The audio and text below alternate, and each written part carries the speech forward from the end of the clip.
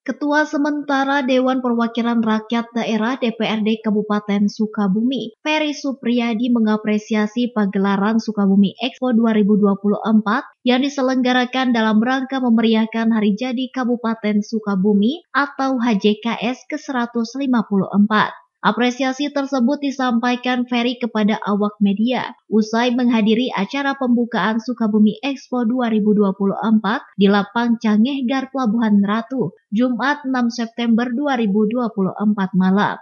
Sukabumi Expo 2024 menghadirkan puluhan stand pameran dari setiap organisasi perangkat daerah dan para pelaku usaha mikro, kecil, dan menengah di Kabupaten Sukabumi, Jawa Barat.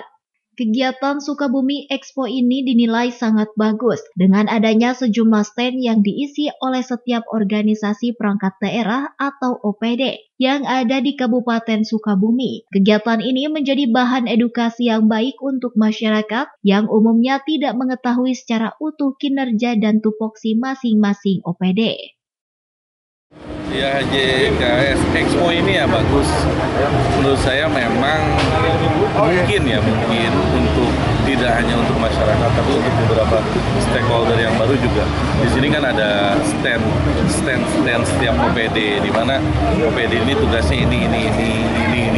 Menurut saya ini menjadi satu bahan edukasi yang baik untuk masyarakat, di mana mungkin masyarakat pada umumnya tidak mengetahui secara utuh kinerja dan tupoksi masing-masing OPD.